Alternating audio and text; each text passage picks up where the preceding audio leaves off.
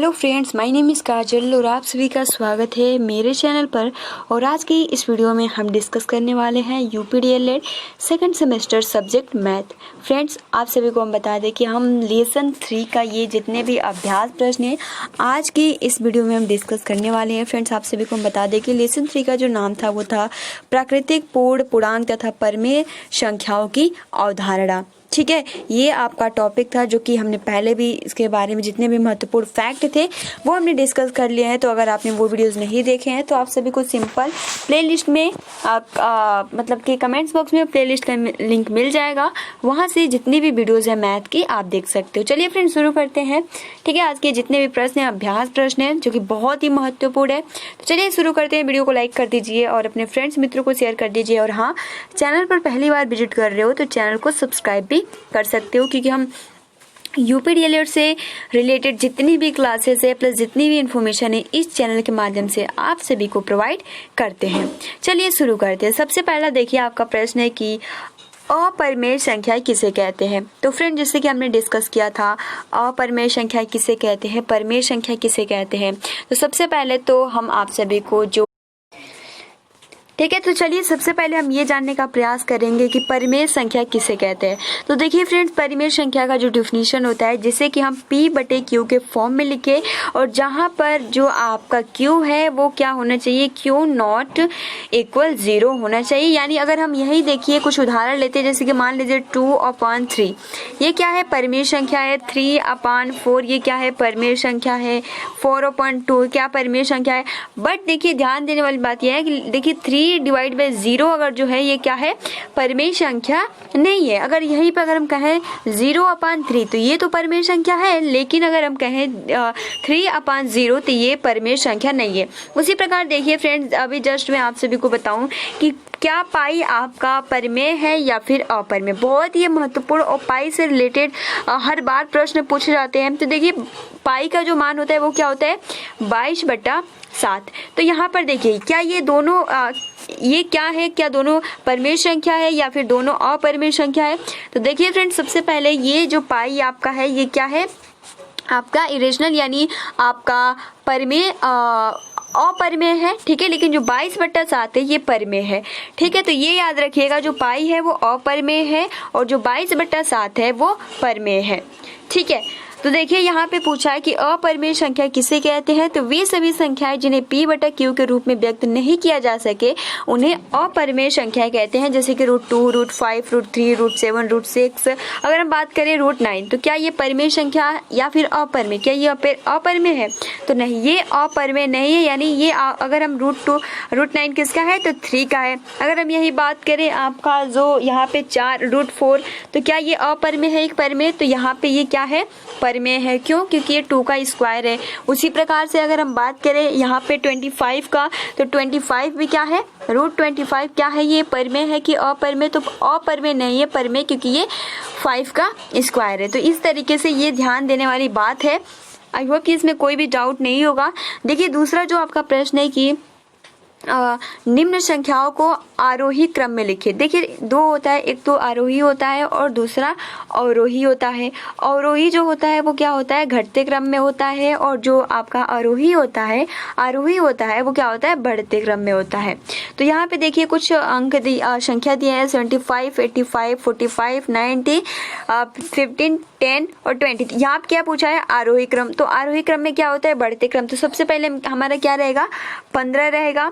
ठीक है, उसके बाद देखिए सबसे पहले 10 रहेगा, उसके बाद 15 रहेगा, उसके बाद देखिए आपका 20 रहेगा, और उसके बाद आपका 45 रहेगा, और उसके बाद देखिए यहाँ पे 25, उसके बाद 85 और उसके बाद 95। तो इस तरीके से पूरा पहले 10, 15, 20, 45, 75, 85, 90। तो ये क्या है, बढ़ते क्रम में है। अगर पूछ दिया होता कि इन संख्याओं को आरोही क्रम में लिखिए, तो अगर आरोही क्रम में पूछा होता तो यहाँ पे क्या होता, घटते क्रम में। तो सबसे पहले तो हमारा 90 होता, उसके बाद हमारा 85 होता, उसके बाद 25 होता, फिर 45 होता। ठीक है, फिर आपका 20 होता, फिर यहाँ पे 15 होता, फिर उसके बाद लास्ट में 10 होता, तो वो क्या होता है, घटते क्रम में होता है। तो ये कुछ महत्वपूर्ण फैक्ट है आरोही और अवरोही। और आरोही का मतलब होता है बढ़ते क्रम में और अवरोही का मतलब होता है घटते क्रम में। देखिए यहाँ पे क्या लिखा गया है कि निम्न संख्याओं को आरोही क्रम में निम्न प्रकार से लिख सकते हैं, जैसे कि 15, 20, ठीक है, उधर 10 है, 45, 75, 85, 90, इस तरीके से भी प्रश्न पूछ लिए जाते हैं। देखिए तीसरा जो आपका प्रश्न है कि निम्न संख्याओं को अवरोही क्रम में लिखिए। जस्ट मैंने अभी बताया अवरोही मतलब कि क्या होता है, घटते क्रम में। तो सबसे पहले यहाँ पे अगर हम देखेंगे ये आपका संख्या है, निम्न संख्याओं को अवरोही क्रम में लिखना है, तो हम क्या करेंगे, सबसे पहले हमारा क्या रहेगा, घटते क्रम में, यानी हम यहाँ पे सबसे बड़ा अंक लेंगे। तो सबसे बड़ा यहाँ पे आपको क्या दिख रहा है, यहाँ पे आप देख सकते हो 97 दिख रहा है। उसके बाद अगर हम देखें तो यहाँ पे आप सभी का 80 दिख रहा है, ठीक है। उसके बाद यहाँ पे 79 दिख रहा है, ठीक। उसके बाद यहाँ पे 75 दिख रहा है। उसके बाद यहाँ पे आपका यहाँ पे देखिए 77, उसके बाद 75 आएगा। उसके बाद देखिए आपका क्या होगा, यहाँ पे 18 होगा, उसके बाद 11, उसके बाद 7, उसके बाद 6, उसके बाद लास्ट में एकदम क्या रहेगा 5, यानी वो क्या हो जाएगा, घटते क्रम में हो जाएगा। तो यहाँ पे आप देख सकते हो, यहाँ पे जब संख्याओं को घटते हुए क्रम में लिखते हैं तो उसे हम अवरोही क्रम कहते हैं, जैसे कि 97, 80, 79, 77, 75, 18, 11, 7, 6, 5, तो ये क्या हो गया, घटते क्रम में अवरोही क्रम में हो गया। तो ये तो आपने बहुत ही अच्छे से, बहुत इजी क्वेश्चन है। देखिए अगला जो आपका प्रश्न है कि निम्न में से सबसे छोटी संख्या क्या है, बताइए। तो निम्न में से जैसे कि आप देख सकते हो कि 7850, 5078, 8360, 3870। तो यहाँ क्या पूछा है, अगर पूछा होता कि सबसे बड़ी संख्या तो हमारा हो जाता 8360, यहाँ पे पूछा है सबसे छोटी संख्या तो हमारे यहाँ पे हो जाएगा 3870, क्योंकि 7000 इससे अधिक है, 5000 भी, 8000 भी, तो यहाँ पे बड़ी जो संख्या हो जाएगी वो हो जाएगी 8360 और जो सबसे छोटी हो जाएगी वो हो जाएगी 3870। अगला देखिए पांचवा जो आपका प्रश्न है कि निम्न संख्याओं में से सबसे बड़ी संख्या बताइए। तो सबसे बड़ी संख्या जैसे आप देख सकते हो 10,506, 7,906, 7,809 और 90,096। तो फ्रेंड देख सकते हो सबसे बड़ी संख्या क्या है, हमारा 90,096 यहाँ पे राइट आंसर हो जाएगा। उसके बाद देखिए फ्रेंड्स यहाँ पे जो आपका बहुत इजी क्वेश्चन है, निम्न संख्याओं को शब्दों में लिखिए, क्योंकि आपका जो चैप्टर है वही है परमेय पूर्ण संख्या है, तो यही सब क्वेश्चन रहेंगे। देखिए यहाँ पे क्या इसको शब्दों में लिखना है, तो आप लिख सकते हो 7,750, 8,560, 750, 3,967। तो इस बहुत इजी है, इस तरीके से आप शब्दों में, और वही दे देता है शब्दों में, तो इसको आपको अंकों में लिखना होता है 7,750, 8,560, 750, 3,967। शतवह देखिए आपका प्रश्न है कि निम्न संख्याओं को रोमन में लिखिए। आपको 10 को आप किस तरीके से लिख सकते हो, एक्स, ठीक है, इस तरीके से आप देख सकते हो। 9 को आप इस तरीके से लिख सकते हो। 7 को हमने पहले भी बहुत ही अच्छे से, 20 को डबल एक्स, और देखिए फ्रेंड 3 बार ही हम लिख सकते हैं इस तरीके से, उससे ज़्यादा हम नहीं लिख सकते, ये कुछ नियम होते हैं। उसके बाद देखिए 38 को आप इस प्रकार भी लिख सकते हो। तो फ्रेंड्स आई होप कि आपको बहुत ही आसानी से क्लियर हो गया होगा। चलिए कुछ और क्वेश्चन भी, नए क्वेश्चन देख लेते हैं, जिसमें आपका देखिए पहला जो प्रश्न है बहुत ही महत्वपूर्ण है कि निम्न में से कौन सी संख्या अपरमेय है। ठीक है, जैसे मैंने अभी बताया 22/7 क्या आपका परमेय है या अपरमेय। देखिए पाई का मान होता है 22/7, लेकिन जो 22/7 है ये परमेय होता है, और जो पाई होता है, यहाँ पे क्या पूछा है, कौन सी संख्या अपरमेय है, तो यहाँ पे जो पाई है वो क्या है, यहाँ पे अपरमेय है। यहाँ पे 1.3333 करके जब आता है, कोई भी मान लीजिए 3.5555, 3.666, तो लगातार जो रिपीटेड होता है तो वो आपका जो आपका नंबर होता है वो परमेय संख्या होता है। बट वही अगर हम देखिए ध्यान से, अगर यहाँ पे देखिए 3 2 5 6 9 4 3 डैश डैश डैश, तो यहाँ पे ये जो होता है वो परमेय अपरमेय संख्या होता है, तो ये ध्यान देने वाली बात है। और यहाँ पे डी देखिए, यहाँ पे इसको जब हम किसी डिवाइड में होता है, भिन्न में होता है, उसको हम जब भाग देते हैं तो पॉइंट में आता है, ठीक है, कट जाता है, तो वहाँ वहाँ पे वो भी क्या है, परमेय संख्या है। तो ये ध्यान देने वाली बात है, जब रिपीट करके number 3 3 3 dash dash dash dash करते हैं, यानी एक ही नंबर डैश डैश, तो वो आपका परमेय, लेकिन अलग अलग डिफरेंट नंबर करके और डैश डैश दिया जाता है तब वो आपका अपरिमेय होता है। ये ध्यान देने वाली बात है। तो यहाँ पर जो राइट आंसर हो जाएगा वो हो जाएगा कि निम्न में से कौन सी संख्या अपरिमेय है, तो यहाँ पर B is the right answer हो जाएगा। देखिए अगला जो आपका प्रश्न है कि निम्न में से कौन सी संख्या परमेय संख्या है, √4 √3 और 2+3, क्योंकि आपने जैसे कि हमने जब फैक्ट में डिस्कस भी किया था कि अगर आप परमेय और अपरमेय संख्याओं को आपस में जोड़ते हो या घटाते हो तो आप सभी को अपरमेय संख्या ही प्राप्त होता है। ये आप याद कर लीजिएगा, बहुत ही महत्वपूर्ण है। यानी आप किसी परमेय और या फिर अपरमेय संख्याओं को आपस में जोड़ते हो या फिर परमेय या फिर अपरमेय संख्याओं को आपस में घटाते हो तो फिर आपको अपरमेय संख्या प्राप्त होती है। तो आप देख सकते हो यहाँ पे 2 है और प्लस √3, तो फिर आप इसको जब जोड़ेंगे तो आपको अपरमेय संख्या ही प्राप्त हो जाएगा, 2 √3 हो जाएगा, ठीक है। और 5 √3 ये भी क्या है, अपरमेय है। तो यहाँ पे क्या पूछा है कि निम्न में से कौन सी संख्या परमेय है, क्योंकि आप √4 देख सकते हो, ये किसका स्क्वायर है, 2 का स्क्वायर है। अगर यहाँ पे देता कि 2 यहाँ पे 100, तो ये किसका है, ये परमेय है क्योंकि ये 10 का स्क्वायर है। तो इस तरीके से आप सभी को याद रखना है। 12 का अगर 144 दिया होता तो ये आपका परमेय संख्या ही होती है। तो यहाँ पर जो राइट आंसर हो जाएगा वो हो जाएगा √4। तीसरा जो आपका प्रश्न है कि प्रथम 40 प्राकृतिक संख्याओं का योग कितना है, 420, 840, 480 और 820। तो देखिए फ्रेंड्स, यहाँ पर जो राइट आंसर हो जाएगा वो हो जाएगा 820। किस तरीके से इसको लगाते हैं, तो देखिए इसका जो एक सूत्र होता है वो याद कर लीजिएगा आप अच्छे से। देखिए इसका जो सूत्र होता है वो होता है आपका, यानी अगर कभी पूछे कि प्रथम प्राकृतिक, यानी कोई भी संख्या दे देता है n, इस तरीके से प्रथम n प्राकृतिक संख्याओं का योग, तो वहाँ पर जो आपका सूत्र होता है वो होता है यहाँ पे n+1 bracket close divide by 2, ठीक है। ये यानी किसी भी प्राकृतिक संख्याओं का अगर योग पूछे, यानी मान लीजिए आपका 85, यहाँ पूछे कि प्रथम 85, ठीक है, प्रथम 85 प्राकृतिक संख्याओं का योग कितना है या प्रथम 40 प्राकृतिक संख्याओं का योग कितना है, तो इसको कैसे सॉल्व करते हैं, ये आपको सूत्र याद हो गया। अब हम सबसे पहले क्या करेंगे, जो आपका सूत्र है वो क्या है, n क्या है आपका 40 है, तो यहाँ पे हम लिखेंगे 40 और 40 यहाँ पे फिर से लिखेंगे +1 और डिवाइड बाई 2, ठीक है। उसके बाद हमारा जो होगा वो 40 और मल्टीप्लाई 41, ठीक है।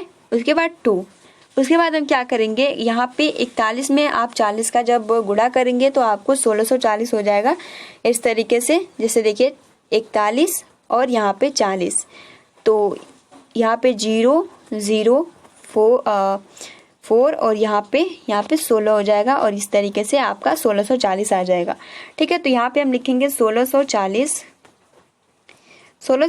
डिवाइड बाई 2, तो 2 से काटेंगे, 2 से जाएगा ये 8 बार में, 2 से जाएगा ये 2 बार में, तो यहाँ पे आप देख सकते हो इसका जो आंसर आ जाएगा वो आ जाएगा 820, यानी प्रथम 40 प्राकृतिक संख्याओं का जो योग हो जाएगा वो हो जाएगा 820। अब पूरा आप इस तरीके से जब काउंट करेंगे 1 + 2 + 3 + 4 + 5 + 6 प्लस, तो इस तरीके से बहुत ज़्यादा टाइम लगेगा।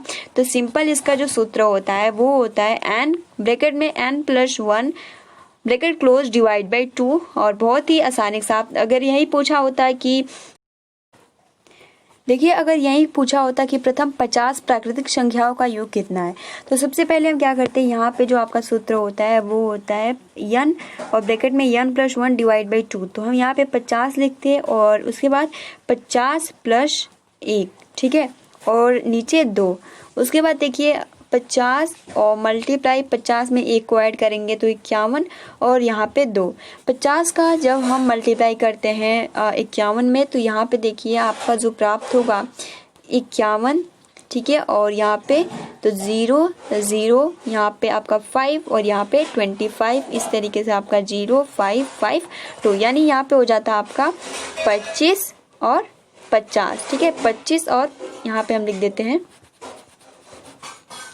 ठीक है, क्या होता है 25 और यहाँ पे 50 और डिवाइड 2, तो ये 2 से जाता है 1 बार में, ठीक है, फिर 2 से जाएगा 2 बार में यानी 4 होगा, तो यहाँ पे 2 और 5 में से 4 जाएगा 1, यहाँ पे 15 हो जाएगा तो 2 सत्ते 14 और 15 में से 14 जाएगा तो 1 और उसके बाद देखिए 2 पचे 10, तो इसका जो राइट आंसर हो जाएगा वो हो जाएगा 12 और 75। तो इस तरीके से इसका आंसर आ जाएगा। तो अगर इस तरीके से रिलेट करके क्वेश्चन पूछता है कि प्रथम 40 प्राकृतिक संख्याओं का योग, तो सिर्फ सूत्र याद कर लीजिएगा, बहुत ही आसानी के साथ किसी भी क्वेश्चन को सॉल्व कर सकते हैं। अगला जो आपका प्रश्न है कि 50 से 90 के बीच में सभी अभाज्य संख्याओं का योग कितना है। अभी तो देखिए वो क्या था, प्राकृतिक संख्याओं का योग, ठीक है, यानी केवल और केवल जितने भी आपके प्राकृतिक संख्या जैसे 1 2 3 4 जितने भी अनंत तक जितने भी आते हैं वो क्या है, प्राकृतिक संख्या होते हैं। लेकिन जो आपके अभाज्य, आप कह सकते हो प्राइम नंबर, 50 से 90 के बीच सभी अभाज्य संख्याओं का योग कितना होगा। तो इस तरीके से अगर सवाल पूछता है तो सबसे पहले हम क्या करेंगे, यहाँ पे अगर पूछा है कि अभाज्य संख्याओं का, ठीक है, अभाज्य संख्याओं का योग, तो इसके लिए तो फ्रेंड्स सबसे पहले तो हम ये जानने का प्रयास करेंगे कि 50 से 90 के बीच में कौन कौन से ऐसे अभाज्य संख्याएं हैं, ठीक है, तभी तो हम जोड़ेंगे। तो इसको हम सबसे पहले ये हम जानने का प्रयास करेंगे। तो 50 से 90 के बीच में सबसे पहले तो आपका उसके 53 हो जाता है, ठीक है, 53 आपका अभाज्य है। उसके बाद जो आपका आता है वो आता है 59, ठीक है, और उसके बाद 61 आ जाता है, और उसके बाद 67, ठीक है, एंड उसके बाद 71, ठीक है, और 73 भी होता है, और 79, और उसके बाद से 83 और 89। तो ये तो सबसे पहले आपने ये जाना कि 50 से 90 के बीच में कितने अभाज्य संख्याएं हैं। तो आपका 53 हो गया, 59 हो गया, 61 हो गया, 67 हो गया, 71 हो गया, 73 हो गया, ठीक है, 79 हो गया, 83 हो गया, उसके बाद 89। तो ये आपके कुल कितने अभाज्य संख्या है। अब सिंपल आपको क्या कर देना है, जोड़ देना है। जब आप इसको जोड़ेंगे तो आपका जो आंसर आ जाएगा वो आ जाएगा 635। ठीक है फ्रेंड्स, तो आज जितने भी हमने प्रश्न देखे बहुत ही महत्वपूर्ण है। आई होप ये आपको ये जितने भी प्रश्न थे बहुत ही अच्छे लगे होंगे, क्योंकि फ्रेंड्स ये जितने भी आज के प्रश्न थे बहुत ही आसान क्वेश्चन थे। और फ्रेंड मैं आप सभी को बताऊं कि आपके एग्जाम में भी आसान क्वेश्चन पूछे जाते हैं, और आसान क्वेश्चन के भी 1 या 2 नंबर जरूर मिलते हैं। तो सबसे पहले मैं कहती हूँ आप आसान क्वेश्चन देखो, उसके बाद आप टफ की ओर बढ़ो। जैसे कि आपने शिक्षण अधिगम में भी पढ़ा है, सबसे पहले इजी उसके बाद हार्ड की तरफ बढ़ना चाहिए। तो फ्रेंड्स आई होप कि आपको जो लेसन 3 है, ठीक है, जिसका आपने जो अध्ययन किया, प्राकृतिक संख्या, पूर्ण संख्या, प्राकृतिक संख्या, ये जितने भी महत्वपूर्ण फैक्ट सबसे पहले आपने देखा, ठीक है। अब हम कल की वीडियो में डिस्कस करेंगे पूर्ण संख्याओं पर संक्रियाएं, लेसन 4 है, और बहुत ही अच्छे से इसको डिस्कस करेंगे, ठीक है, पूर्ण संख्याओं पर संक्रियाएं। तो फ्रेंड्स आज के लिए इतना ही। वीडियो को लाइक कर दीजिए और अपने फ्रेंड्स मित्र को शेयर कर दीजिए। मिलते हैं 2 बजे वाली क्लास में, जो कि हिंदी की क्लास है। और फ्रेंड्स हम समास कल डिस्कस किए थे, और आज जो होगा वो होगा क्वेश्चन, यानी आप कह सकते हो कि आपको आंसर करना होगा। और बहुत ही हमने कल अच्छे से डिस्कस किए थे, और अगर आपको डाउट रह जाता है तो हम आज भी जब टेस्ट हो जाएगा तो हम लास्ट में डिस्कस करेंगे। तो फ्रेंड्स मिलते हैं 2 बजे वाली क्लास में। Thanks for watching, take care and best of luck.